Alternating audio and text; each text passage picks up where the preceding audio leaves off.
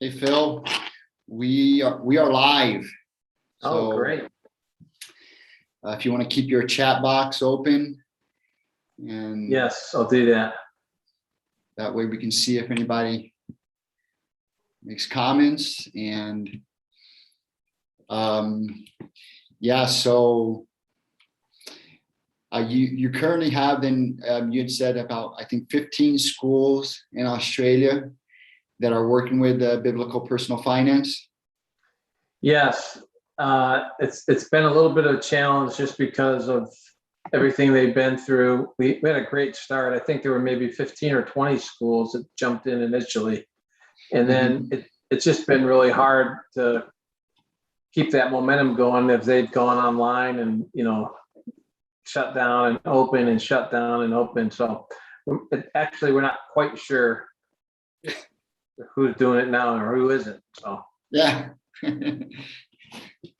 When they come out of the lockdown, you'll find out. yeah, exactly. Oh, that's crazy. Yeah. Well, hopefully soon we'll be able to be talking about all the schools here in Brazil that are implementing it in English and Portuguese, and Yes. we'll have a good time. That's right. Sharing stories on that. So For sure. just make sure here and make sure that I'll wait to hear from Marina if we're getting good sound and if we're ready to go. But I think we're at 8 p.m. Everything's okay. Everything's good. Yeah. So I'll just start sharing a little bit here. Maybe before we even start getting into it, Phil I'll share just a little bit about my background, and you can share a little bit about your background, and then we can start talking a little bit. But as people join, I'll do a more formal greeting and tell them about chat, about putting messages and questions in there. But you want to just share a little bit, Phil, about your background in education and financial education, Ron Blue Institute? Absolutely. Just go ahead and share your title first. Also, I'm sorry. Go ahead and say what your role is. Yeah, no problem. So I'm Dr. Phil Gelatt. I serve as the director of the high school program of the Ron Blue Institute. And we really exist to help people understand how to communicate and make better decisions, really revolving around money. And so we're excited to do that. And it's really an honor for me to be here tonight and with my good friend, Brian, and excited for his passion to take biblical personal finance to high school students here in Brazil. I've had the privilege of working in education really my whole life. I started in Christian school teaching back in the 90s and worked through just teaching and coaching, getting into an administrative role, being a principal, and then moving to the university world. I was able to earn my doctorate in organizational leadership, and then working with the Ron Blue Institute here the last 10 years.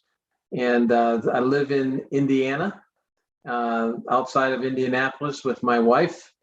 We've been married 42 years, and she's a nurse and just loves helping people. So that's just a little bit about me. And I'm glad to be here with you tonight, Brian.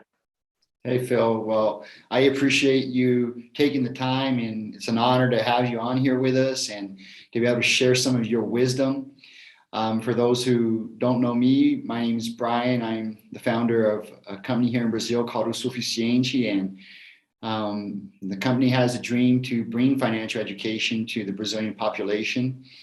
And through several connections that I would say that God kind of just made it happen, Phil and I met, and in July, Ron Blue Institute and O Suficiente began a partnership here to be able to bring biblical personal finance to Brazil, and we're excited about what that might mean in the short and even more so in the long term as it grows. So Really appreciate Phil, you taking the time. And you said 42 years. Well, I'm at your halfway mark. I'm on my 21st year. So I got a lot to learn, I guess, from you, not just around education, but around marriage and everything. This is going to be a great time for us to be able to talk here. So, and to you that are joining us this evening, we're really glad you're here.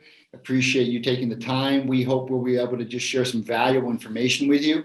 And there's probably no more valuable information than answering some of your questions. So as you join, we'd like you to use the chat space there that you have on YouTube. Write in your question. We'll be glad to stop whatever we're talking about at some point and interject with your questions, because I think that's the most important thing we can do tonight as well. So put your questions in there and we'll be glad to be answering some of those. The topic for the evening, though, is to talk about implementing successful financial education in high schools.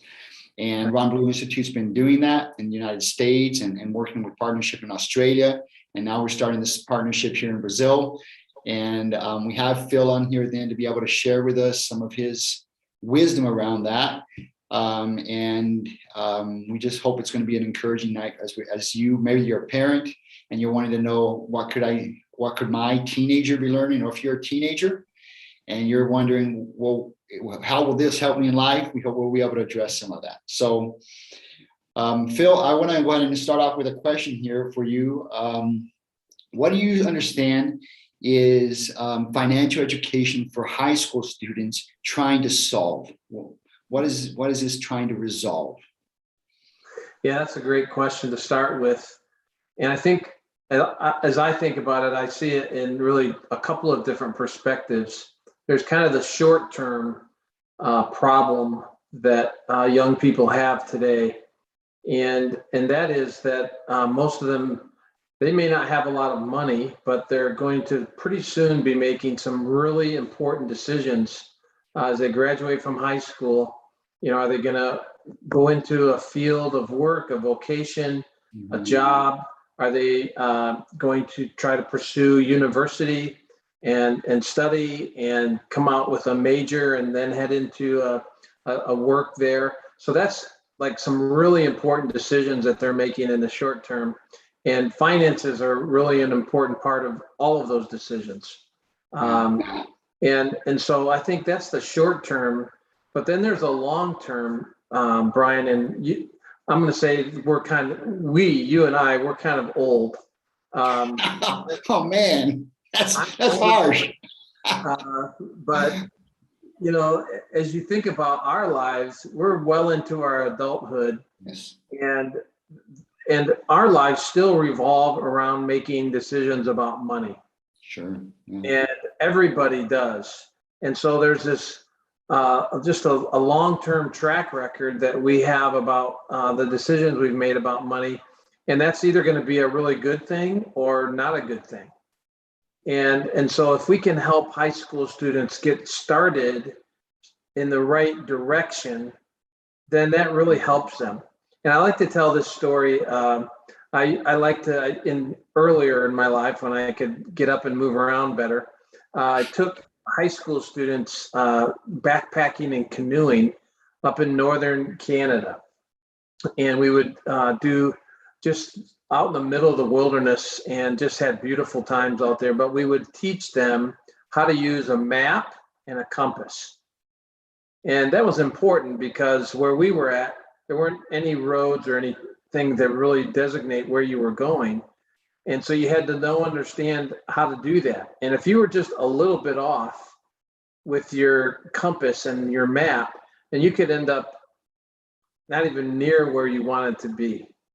Mm-hmm. And I think that's a good analogy for what we're trying to do with high school students, is if we can give them a map, quote unquote, about how to make wise decisions about their finances, 10, 20, 30 years down the road, they can be in a good place financially, not necessarily wealthy. We're not talking about that. We're just talking about being good stewards of what God has given to them. Mm-hmm. And so that's why starting at this point in their lives is crucial. Wow, that's a great analogy, and it helps really to bring it home for us.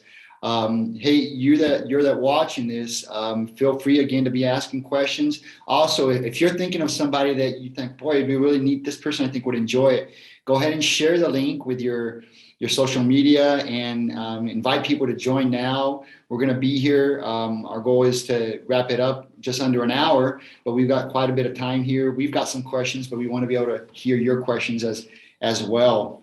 Phil, maybe if you could share with us, because I absolutely agree with the importance of setting people up right as early in life. You know, anyone that's in the financial investment area knows that one of the key factors is time. When you have a lot of time, you can correct the direction. But maybe you have a good success story, a story that you saw that because of financial education just really made a difference in someone's life, and you could share with us one of those success stories. That'd be great.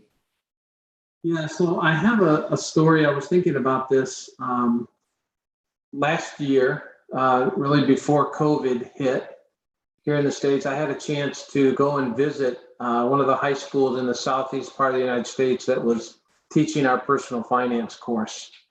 And so this young lady was a senior in high school, her last year of high school, getting ready to graduate and head off to what? She wasn't really quite sure.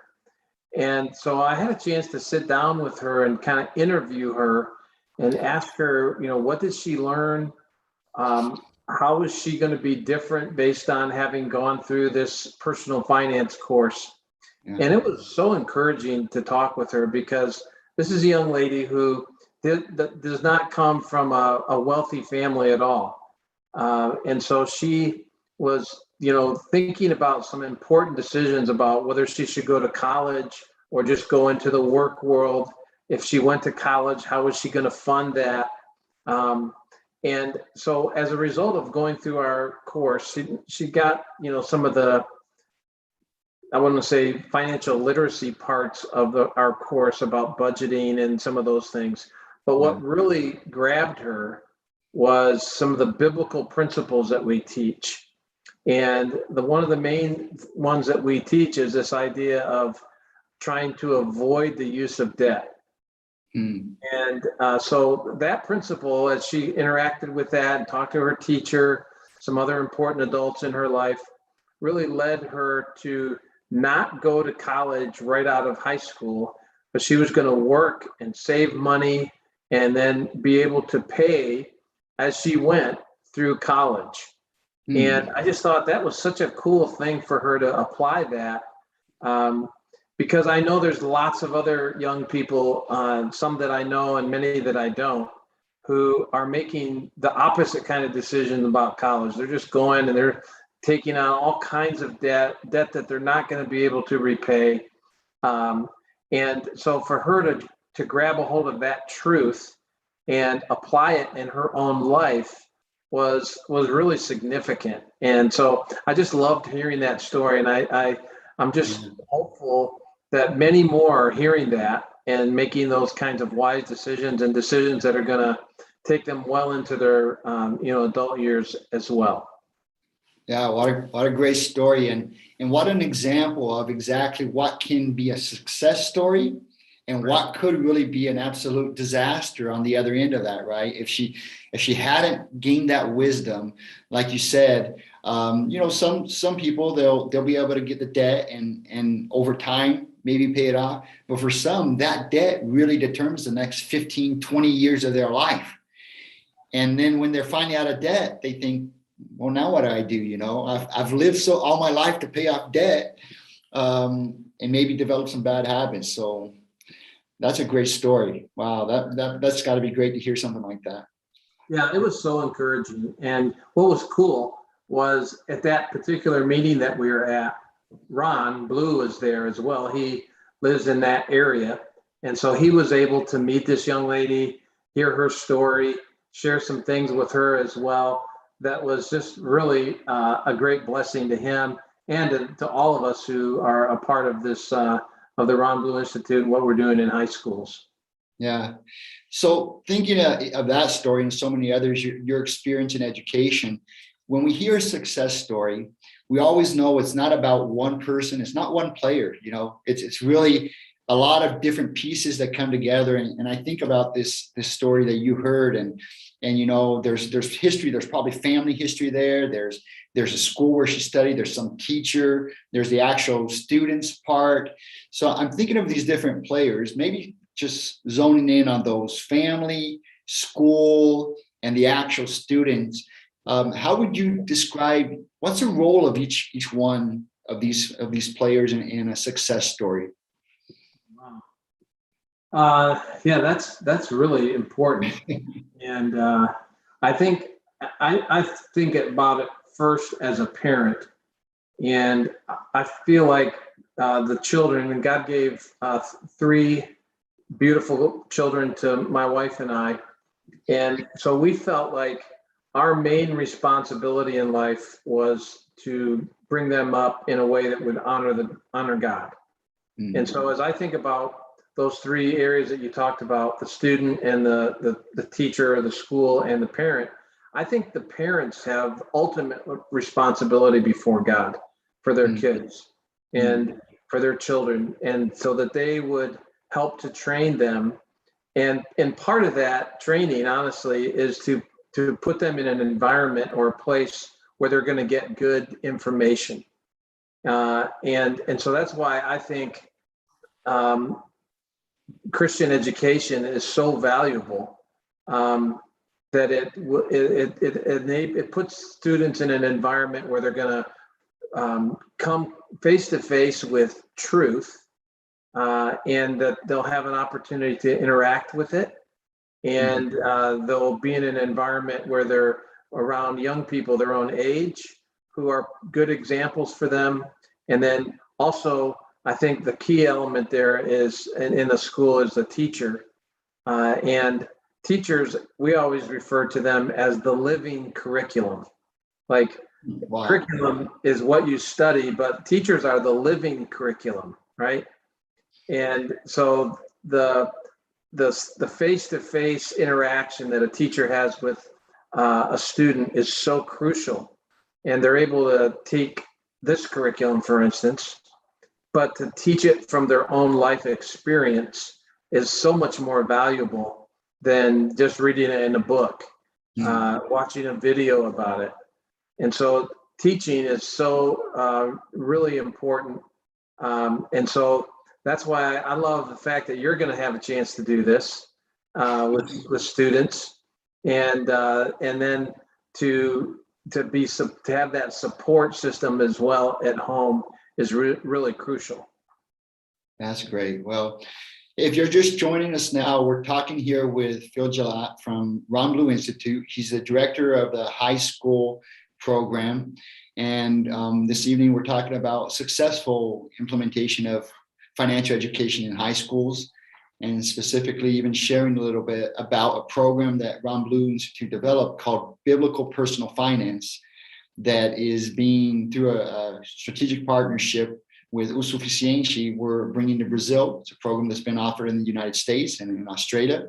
And now we're introducing it here in Brazil, initially in English and shortly in Portuguese. So we're glad you're here. And again, we want you to ask questions. So please feel free to put some questions in the comment space, and Phil will be tackling them, and he may throw one or two at me, and I'll do my best to deal with them as well. My name is Brian, and I'm the founder of O Suficiente. Phil, I was reading recently, the PISA, the survey, which is a survey put together by the Organization of Economic Cooperation and Development. And they interview 15-year-olds around the world, on topics such as math and reading and other topics. And I saw Brazil results, and they didn't do so well among the 20 nations that were done in the last survey on financial education. But the one interesting thing that stood out is that when a Brazilian 15-year-old answers that he has had some introduction to financial education, one of the sources is parents 89% of the time. So that doesn't mean it's only his parents, right? But if he's receiving it, he's also receiving it from his parents 89% of the time, and it impacts his score on financial education.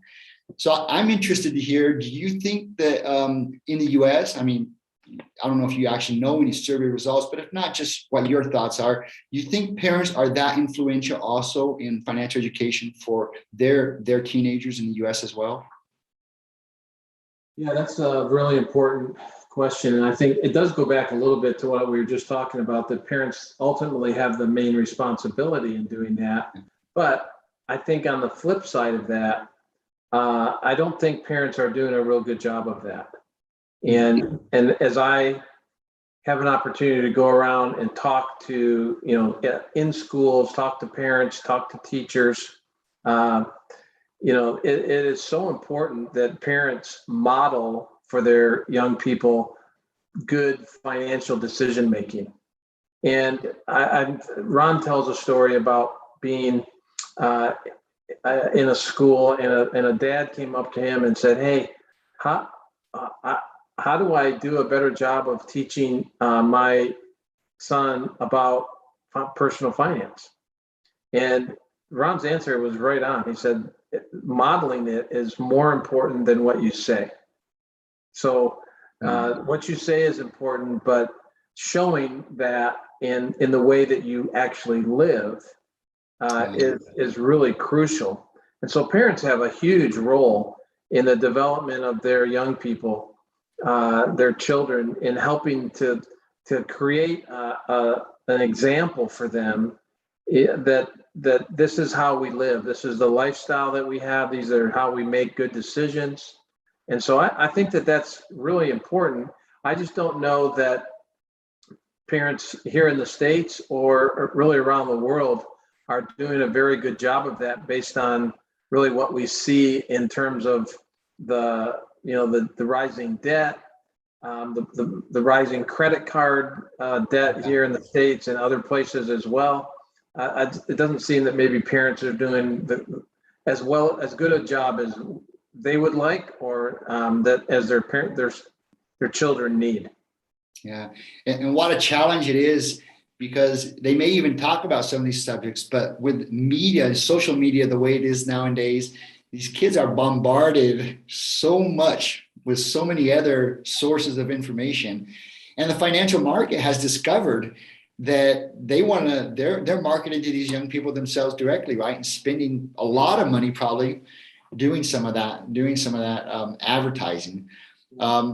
Maybe you could share with us what strategies has our Ron Blue Institute found that really help create a bond between the parents and the kids in terms of building this financial education.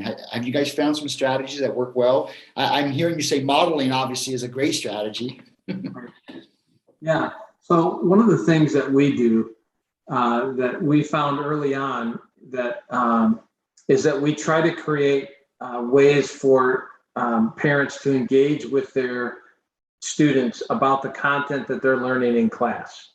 And so early on, we heard back from some of our high schools that parents were calling in and saying, "Hey, what are you teaching our kids about finances?" And what had happened was they've been talking about the issue of debt in the class, and then the child, the young adult or the young high school student, went home and said, "Hey, Mom and Dad, we were talking about debt today. How much are we in debt?"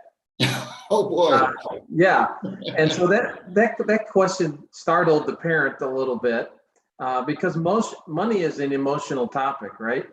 And so what we do is we create ways for schools to communicate to parents about what they're studying in this class, and say, here are some questions that would be great for you to have conversations with about your son or daughter as they're teaching this class.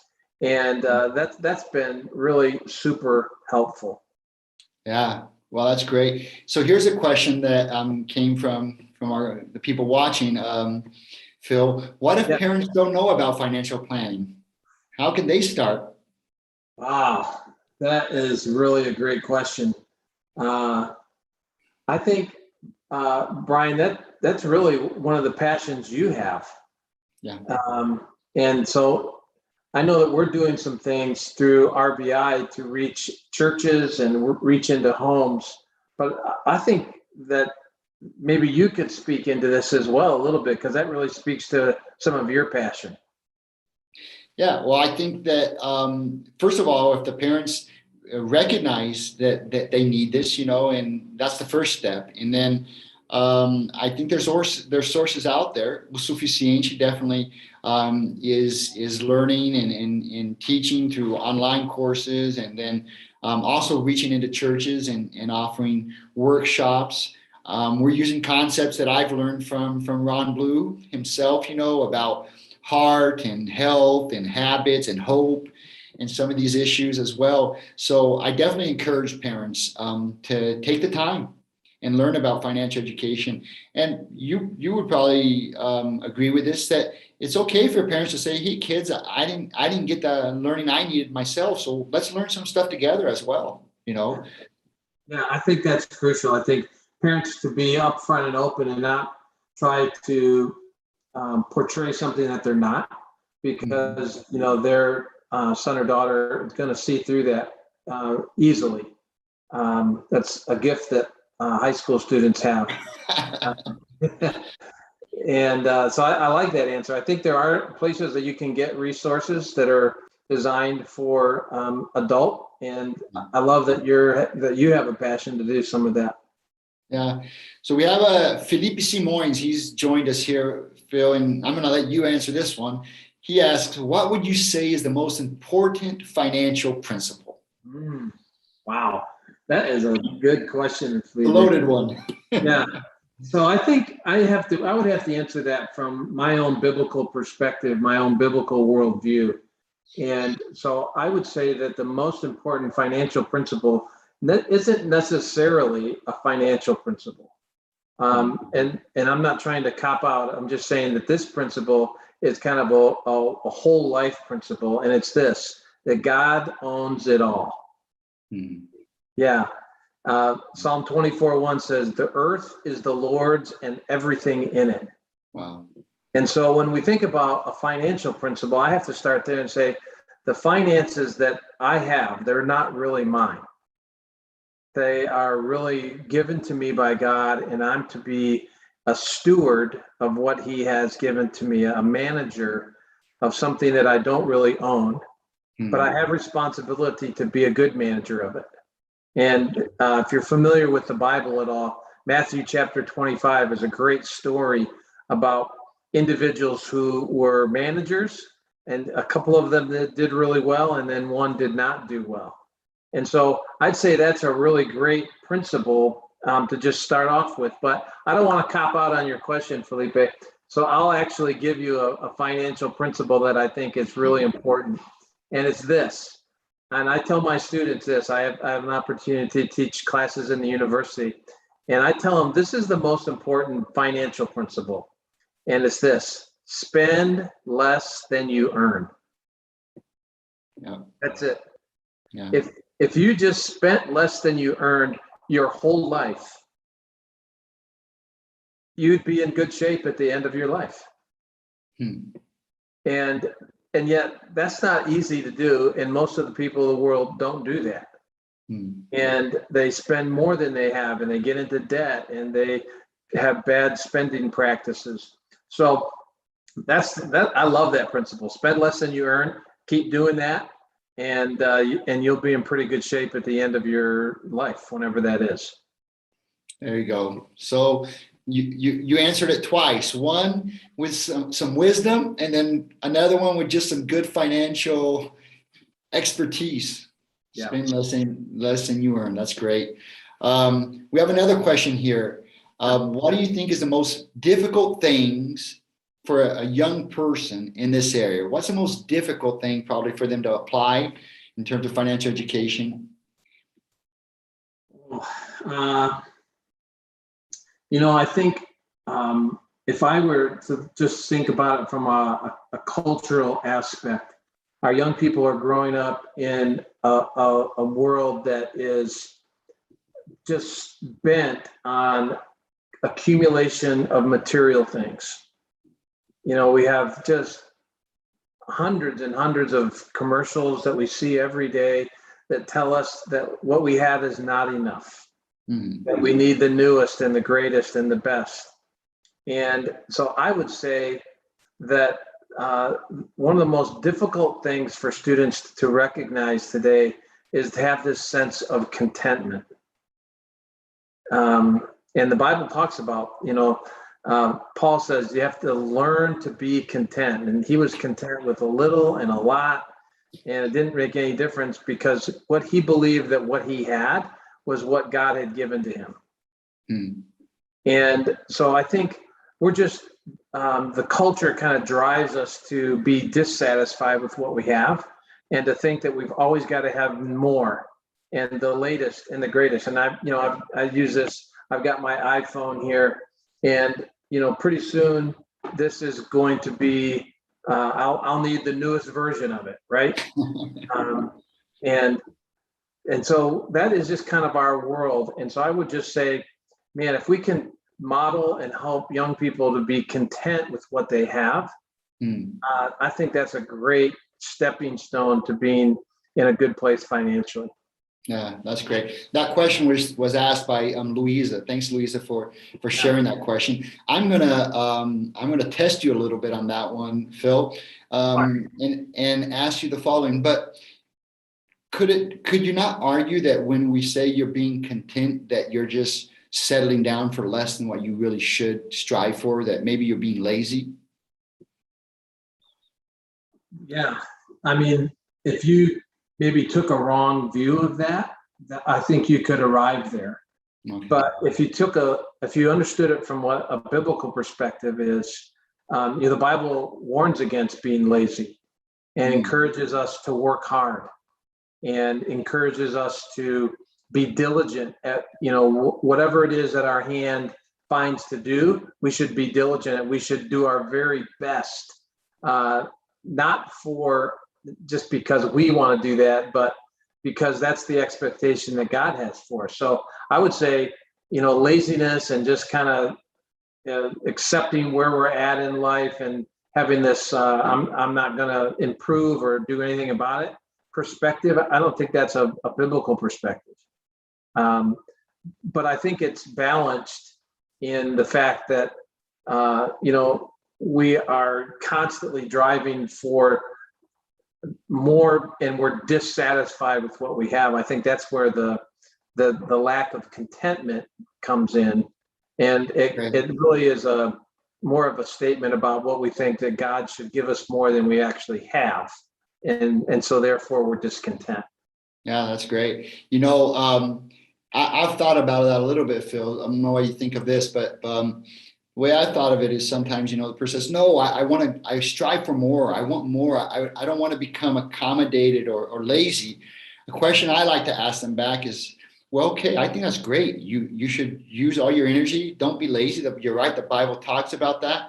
My question is, let's say you actually could make more money.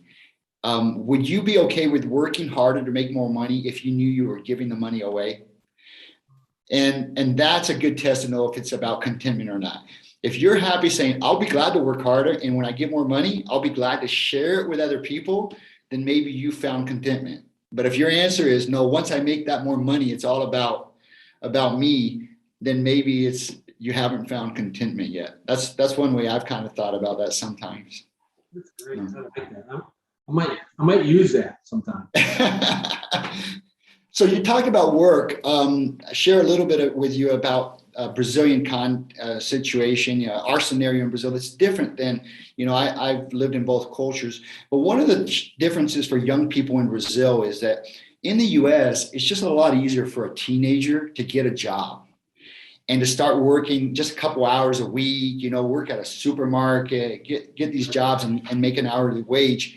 In fact, my son spent a semester in Iowa, and within 2 weeks he was employed. And in Brazil, because of the labor laws and all that, it's not very easy. It's at least not for middle class and to work. So that's a difference. Do you think that high schoolers having a job has some positive effects? It's a good thing and there's probably good and bad. can you just share us a little bit what you think maybe is good about that, and maybe what's maybe not so good about it? Yeah. I think it can be a good thing, and I resonate with your experience and your son's experience. I reflect back on when I was in high school, which was a long time ago. I had a job delivering papers, working in the church as a kind of doing maintenance stuff. I worked in mowing lawns in the neighborhood. So there was lots of different opportunities to earn some money. And the reason I think that's good is because Ron says all the time, he says, the best way to learn how to manage money well is to manage money. And that's one of the issues. And I think it's a decreasing situation, even here in the States, with high school students being able to work. But by managing money, you're able to learn from the good things that you do and some of the mistakes that you make in managing money. And so I do think it's a helpful experience for high school students to have that privilege of working, earning some money that they can make some decisions about. And so I think that's good. I think the danger comes when they don't have kind of that framework that they would learn if they came and took your course, that they get into bad habits early on, and then when they actually make more money, they just kind of continue to repeat those bad habits. So that's where I would see kind of the difficulty or the danger in that. Yeah. It's not that practice makes perfect, right? Good practice leads to perfection, but right. Bad practice leads to some very terrible vices, maybe for later in life. Marina had asked a question here, and let's share this one here. Is there room for generosity in financial planning? That one, she just handed you, the full buffet. You can have fun with that one. Yeah, that is a great question. And I would say this, not only is there room for generosity, I think it ought to be part of everybody's financial plan is to give. And here's why. There's a couple of reasons. Just from a biblical perspective, it kind of joins our heart with the heart of God, because God is a giver, right? I mean, he talks often in the Bible about God is a giver of good gifts, and his heart is to give. And so when we give, we kind of align our hearts with his, and that's a good thing. I think the other thing, just from a practical perspective, is that giving breaks the power that money has over us. And it does have a power over us, and we are all just kind of natural born clenchers. We like to do this with what we have. And when we give, we do that. And we open our hands, we're open-handed with what we have. And so we kind of step out from underneath that power that money has to just kind of grab a hold of our hearts. And so we're others centric, and we're thinking about meeting the needs of other people around us. And that's always a good thing. And it's not only a good thing from a biblical perspective, but there's been lots of research that says giving and doing things for other people helps us, just our own mental health, our physical health. And so I think generosity is a great thing that ought to be a part of everybody's plan, regardless of how much money they have. Yeah. I remember hearing once Randy Alcorn saying it's not just a good decision, it's a wise decision to be generous. So that's interesting. Well, again, if you're joining us, we've been talking here since the top of the hour with Phil Gelatt from Ron Blue Institute, and we're glad you're joining us. Put your questions in the comment space, and we'll be glad to answer them as they come up. Phil, I have a question. I think you're a little bit further along in the United States, or maybe not. This COVID thing comes and goes. You never quite know what's going to happen next. And in Brazil, we feel like we're starting to come out of the most critical time. We'll see. But do you perceive any changes about how people perceive financial education because of the pandemic? You think people are going to look at it differently coming out of COVID-19, looking towards the future? Yeah, good question. We are, we've been kind of coming out of it, but now it seems like the Delta variant is picking up. And so we're, starting to shut down a little bit here and there and make some adjustments back to the way things were. I think what the COVID has done for us is these kinds of natural, well, it's not really a natural disaster, but could be man-made, who knows? But these kinds of situations kind of impact us financially. Remember back when the financial markets just really had a very difficult time as a result of COVID. I think they help us to focus on what's really important. And they cause us to maybe not put all of our trust in our finances, because that can change pretty quickly. And, I go back to, back in the 80s when there was all kinds of, difficulty with finances and the oil embargo and, and all the way up to 2008 here in the States, where we had the mortgage crisis. Yeah. And so all these different things come and go. I think what it teaches us is that finances are not eternal. And so we need to put our hope and our trust in something that is more fundamentally reliable. And we're going to say that that's God and his word and what he teaches us. And so that's how I would kind of see what's happened as a result of COVID. Yeah, that's great. Well, I'd like to ask you some questions now, a little bit more specifically focused on the biblical personal finance program that Ron Blue Institute developed, that we're bringing to Brazil, and just hear some thoughts on that. So maybe to start us off, what do you think makes this program different than any other program that students could take or a school could offer around financial education? That's a great question. And I get asked that a lot here in the States and as I travel around. So here's where, as we've kind of tried to tease that out, there's a couple of different areas of personal finance. And one area, and it's an important area, is the idea of financial literacy. So knowing about how to make a budget and stick to it, knowing about debt and compounding interest, knowing about investing and savings, all of those things are important. And you need to be able to do those things in your own personal life, or you're going to be in trouble financially. So that's great.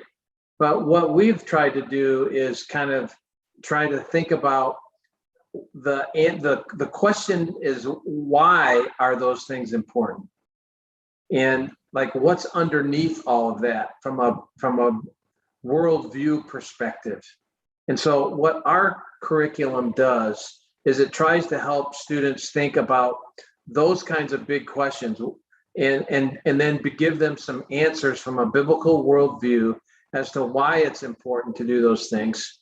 And these principles are things that they are true in the United States. They're true in Australia. They're true in Brazil. They're true all around the world. They were true 50 years ago. They're going to be true 50 years from now. And so they're transcendent principles that come right out of God's word. And so that's what we're trying to help people understand and to think biblically about money. Because the Bible, Brian, the Bible says so much about money. It says more about money than it says about heaven and hell combined. Isn't that crazy? It is. And we don't hear about it a lot of times in churches. I have a theory that a lot of times we're not hearing about it in churches because the pastors think my financial life is such a mess. I don't have the courage to get up there on the pulpit and talk about finances. I don't know what your thoughts are on that. That might be controversial. I think you're right on with that, Brian, because we've actually done some research here in the States, and that's a large reason why pastors don't talk about it more, because they're in themselves aren't making good decisions. The other reason is that they feel like they get such a negative response to it from their church attenders, because the people feel like the pastor's just begging for more money, and it seems, somewhat duplicitous because he's asking for money for himself. And so I don't think churches do a good job of communicating, but over 2,300 verses in the Bible deal with money and wealth and possessions. Wow. Yeah, Wow. it's unbelievable. Yeah. So here's a thinking about the course, biblical personal finance, a Right. personal question, Phil. When you think about all the content that's in there, is there some lesson in that material that you didn't learn when you were a teenager? You learned later in life, and you think, boy, I wish I could have had the biblical personal finance, because I would have learned this, and it might have made some decisions, in life different for me. Is there any lesson that you can think of? I think one of the lessons that I didn't learn until I was an adult and in my making decisions and kind of reflecting back on some of the things that didn't go well. And that is the importance of having margin in my budget and in my spending habits. And by that, I mean, I need to have some money that I set aside that I don't touch unless it's an emergency. Because what happens is if we make this amount of money, and if we spend right up to that limit every month, well, life happens, right? And you have to put a couple tires on a vehicle, or the washer goes down, or something happens that you didn't plan on. And if you don't have some margin in your finances, then you end up going into debt for those things because you have to have them. And so then that just puts you into this cycle of then you got to pay off that debt, and then something else happens.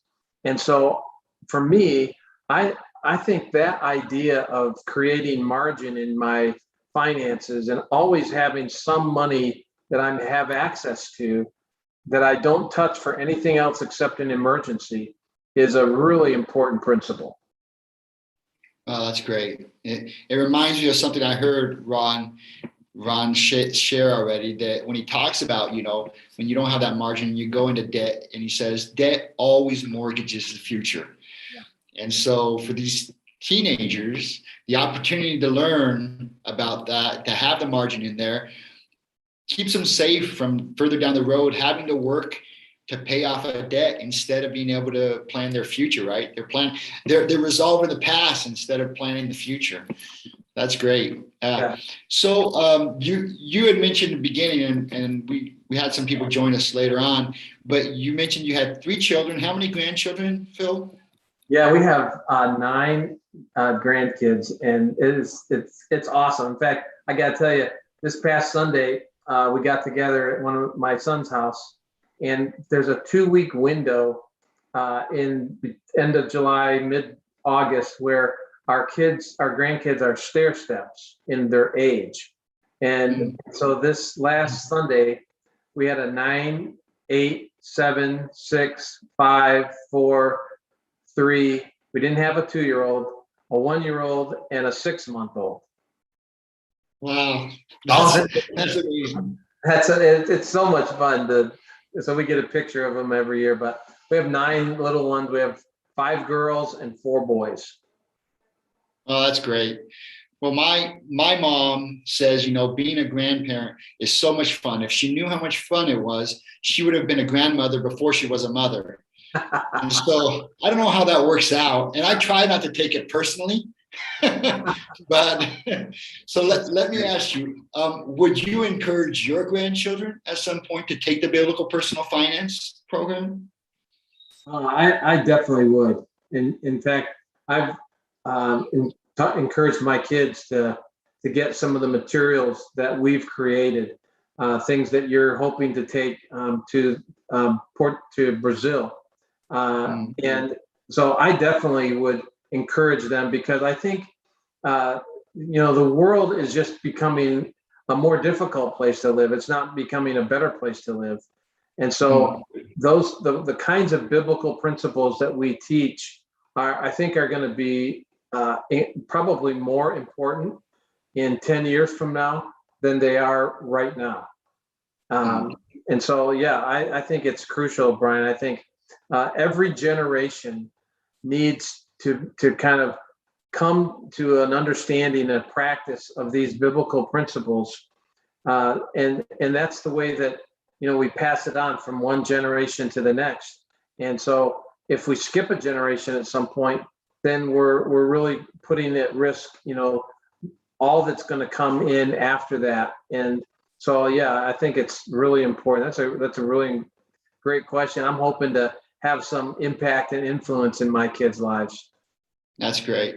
Well, for those of you that are joining us, I want you to know that that's one of our goals here in this conversation is, as I look, and I was born here in Brazil, I feel like we haven't had this service for us here in Brazil, good financial education, especially from a biblical perspective at a young age.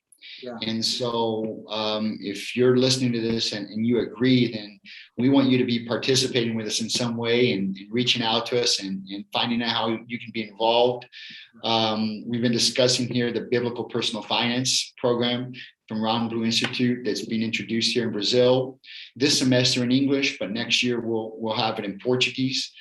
And we've had Phil here talking with us. It's been great just throwing some questions out at him. And if you still have a question you want to put out there, we want to be able to answer your question. I kind of put together some controversial questions here towards the end, Phil, that I just thought I'd shoot out at you, kind of like a quick question, quick answer, yes, no, or short answers, and we can have a little bit of fun with it. Okay. And so I'll shoot some out here, but if you're online and want to ask a question, please share it. We'll do our best to answer it here. First of all, let's try this one out. Is money evil? I think the Bible would say that money is not evil. It's the love of money that God condemns in His Word, and He says, Jesus said that you can't love God and money. So I think it's really when we allow money and the pursuit of it to kind of become this God in our life, like the motivation for what we do and why we do it. That's when I think money becomes an issue. So I don't think money is as evil at all. I think it's something that can be used for great good. And the danger is when we allow it to become the most important thing in our life. Great. Here's another one for you. Should I feel guilty for spending money on something I want, but I don't need? Yes.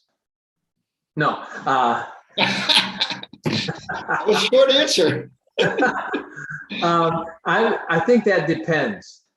I think we sometimes make foolish decisions like that we buy stuff that we don't need, and I think we should have some sense of regret and for doing that.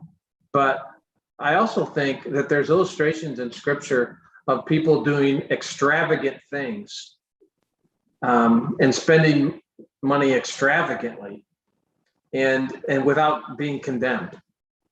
And I'm reminded of the lady who came and with an alabaster perfume and used the entire bottle on the feet of Jesus. And so she spent something that was of great value, and Jesus didn't condemn her. He used her as an example of somebody who did something wonderful. And there's lots of other examples of people in the Bible doing extravagant things, celebrating extravagantly. I don't think that ought to be our lifestyle. But I think there's times where we can do things that we wouldn't normally do and spend money on things that are going to be pleasing to us, because I think God, He gave that to us to enjoy. That's great.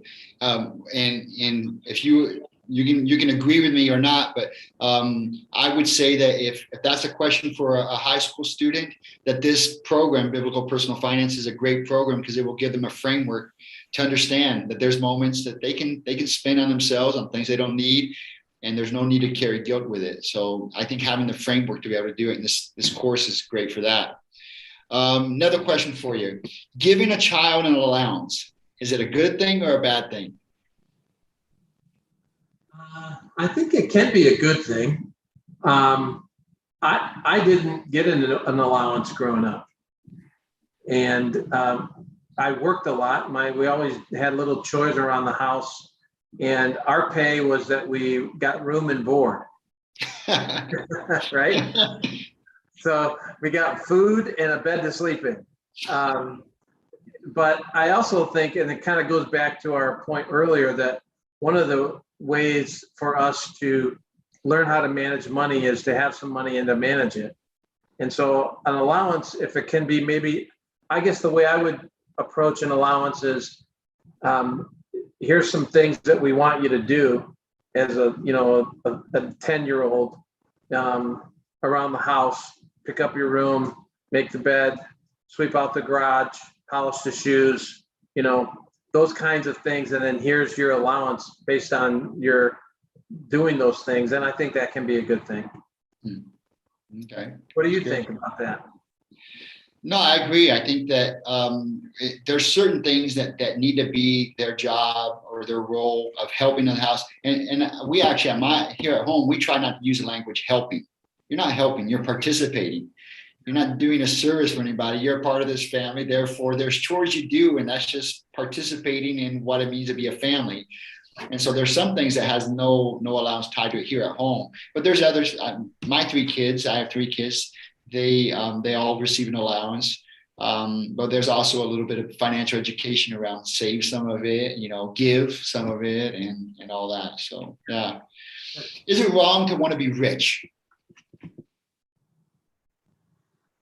I think that goes back to our motivation question about, is money evil? I think it's wrong to want to be rich if your whole purpose in that is to just have money and wealth and to consume it upon yourself. Then I think that takes us down a path that can lead to a lot of evil things in the world. I think, Brian, the way I don't, that's a tough question for me, because the Bible has so many warnings to the rich. Mm-hmm. And so I'm not sure it's good to be rich. In fact, there's a great verse in Proverbs that says that we should actually avoid, that our goal would be to avoid poverty and riches. Give me neither poverty nor riches. Yeah. And so I think, and I know riches is somewhat relative, right? A rich person in this place or country and time might not be rich somewhere else, or vice versa. But I think it's dangerous to want to be rich. I think if God gives us riches, that's great. I would struggle with the word want. That's the word I struggle with. Yeah. Well, and it's not, I'm throwing out questions that obviously they're much more complex than a simple answer. I just appreciate you taking a shot at them. That shows goodwill on your part. Here's the last one I want to just try to throw out at you, and then give you an opportunity for some closing words, or if someone else throws out a question here. But is being financially secure at retirement a worthy pursuit for a teenager? Should a teenager be thinking already about financial security long term, or is that too far away? What's your thoughts on that? Well, I don't think it's too early to think about being wise in your finances, so that at the end of your time, when you're going to be able to earn a living, that you'll have some resources to help, so that you're not a burden to others. So I think that you can begin the thought process and the practice of that as a teenager right now. And our lives fly by, don't they? I mean, I don't feel like I'm as old as I am. But I think having the perspective of, what was it? The Covey, I think, says, begin with the end in mind. Mm. And so if we can begin our financial life with, okay, here's at the end of my life, I don't want to be a burden to others and be destitute. So in order for me to have some savings at that point in my life, I've got to start making some decisions and practicing certain things right now. That's a good quote. And when we think about it, then in terms of biblical wisdom, we could even go a step further and say, begin with eternity in mind. Yes, amen to that. Yeah, hey Phil, I really appreciate this. Has been a great hour just talking with you, and your willingness to field questions. Again, we're really excited about being able to. I know you guys have worked really hard developing the curriculum for biblical personal finance, and I feel just privileged to be able to bring that to Brazil and to be putting it in Portuguese. And I think it's going to impact our country. And there's crowns for you guys for having invested the time in doing that. I want to give you just an opportunity for any closing remarks, anything you'd like to add before we end our time tonight. Well, I would just have to say, Brian, I'm so excited, and our whole team at RBI is excited to partner with you. And I just love your heart and your passion for what God wants you to do in Brazil.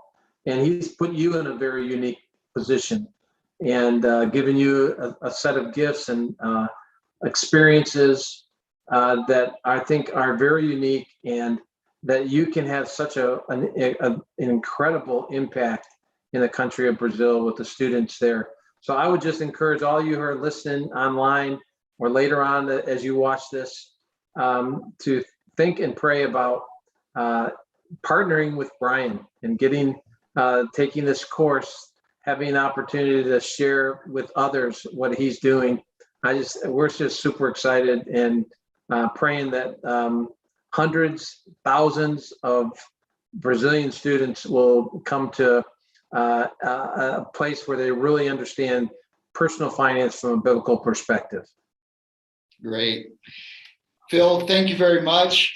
I just want to thank you again and just wish you good end of the day there. You're an hour ahead earlier than us. Yes. But look forward to connecting with you in the future, and be thinking and praying for us here in Brazil. And we will be remembering Ron Blue Institute as well, and your team there in the United States. Have a great evening. To all of you that have been online with us, really appreciate you being here. And I make Phil's words my own. Share what you've heard tonight with your own words. Send people to watch the video. Connect with O Suficiente in any way that you feel comfortable. We're here. We want to see this just really become a movement and get as many people involved in changing financial education for the Brazilian people. Thank you and have a great evening. Amen.